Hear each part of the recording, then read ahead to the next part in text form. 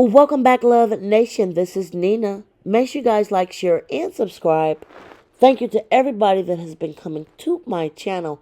Like this video, share this video, and hit that notification bell so you guys know when I drop my next one. You guys, we're just going to get straight into this. This is part 4. This should be the last chapter of reading this lawsuit. And this is the lawsuit that Crystal Without a Ball managed to dig up online concerning the Blake Lively versus Justin Baldoni case. This is hot tea. This is actually a lawsuit that was filed before the lawsuit that went public in December. This concerns, I'm assuming, her PR team, in which she is blaming them for her bad press back in August of 2024, which a lot of us know it was because of her own doing. And then her accumulating these text messages, seeming to be one-sided after Justin Bieber released his side of the messages, seemed to make this case blow up in her face. But that is just my own opinion. I'm going to read this hot tea, and I am actually wondering, will this lawsuit be called a scam or a phishing scam? Because this is a mess. Let's get into this part 4. Leave your comments below. Third cause of action: faithless servant liability against DOES 1 through 10.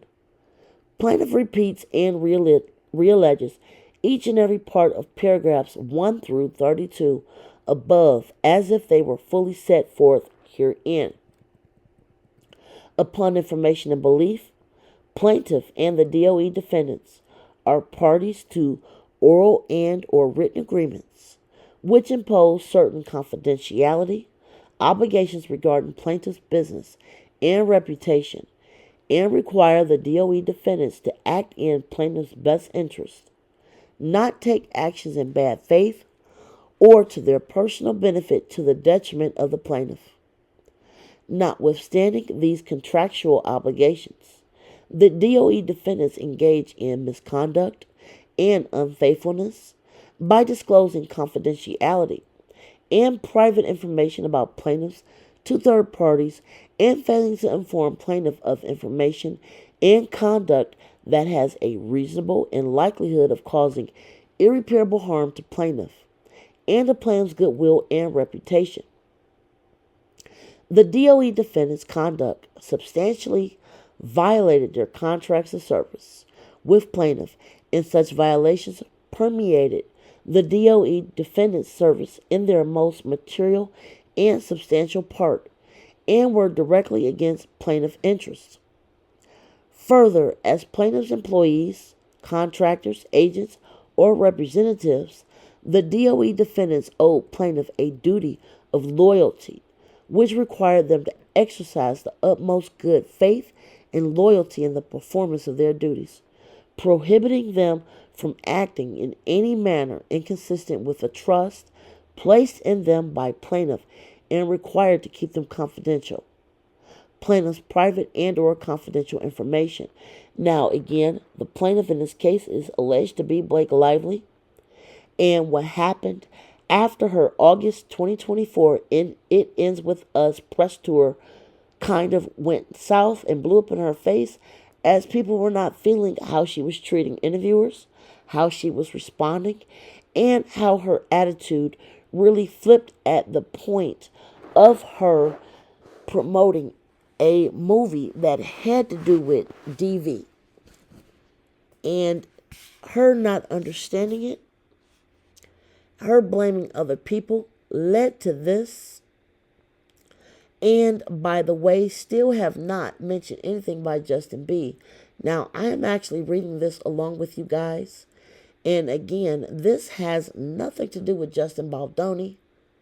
This is not mentioning the actual movie. It's not even putting up any specific facts. But for her to take the text messages, which seem to be part of the subpoena that accompanied this lawsuit, and then flipping his back on Justin B, honestly, in my opinion, is peak narcissism at its worst. At its worst. And this is my own opinion.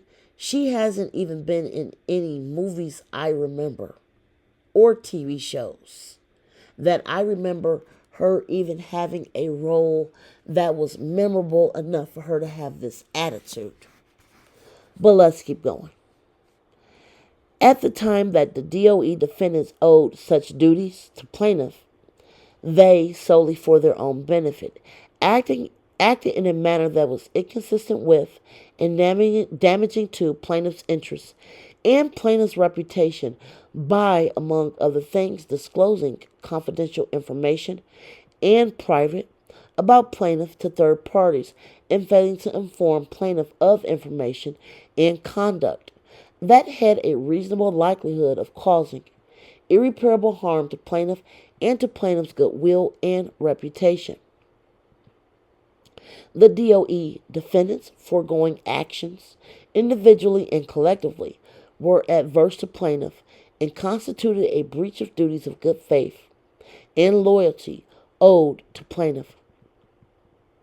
Plaintiffs have suffered and will continue to suffer damages as a result of the DOE defendants' material violation of their contracts with plaintiff and their breaches of their duty of good faith and loyalty in an amount to be determined at trial.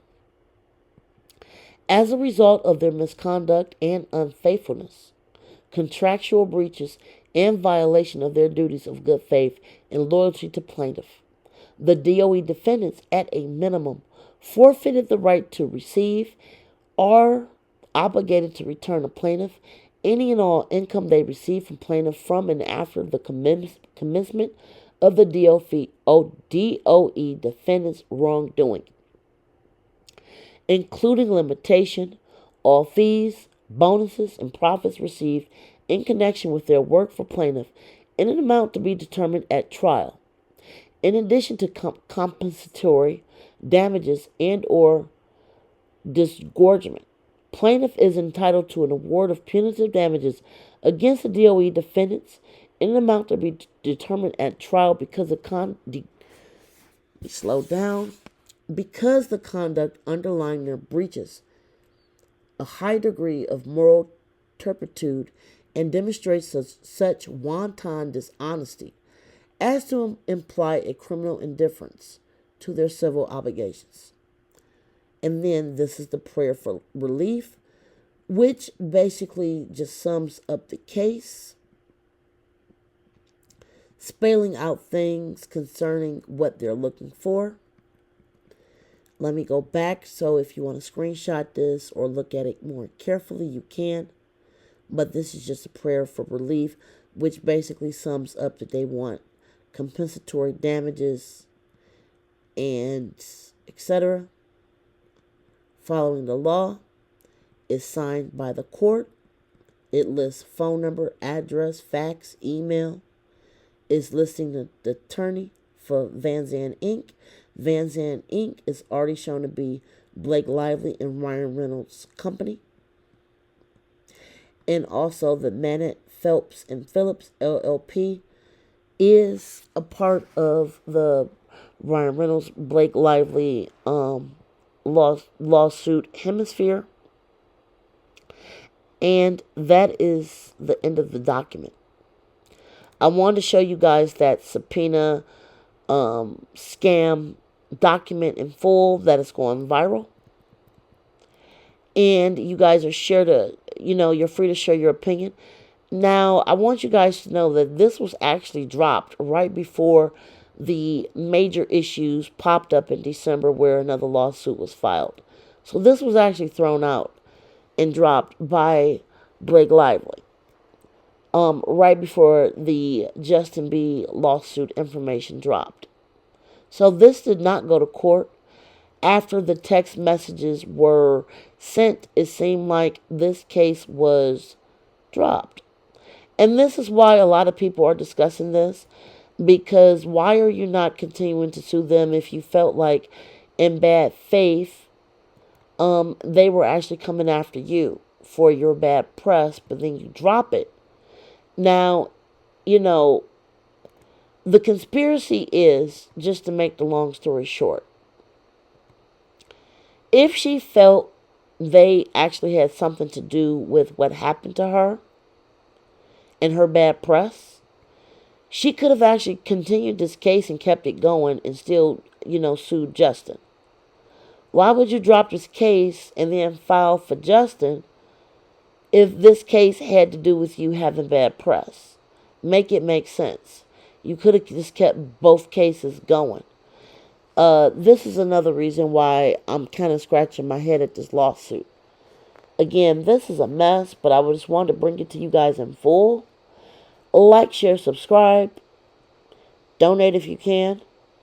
And until next time, you guys, be safe and enjoy your night. Bye, guys.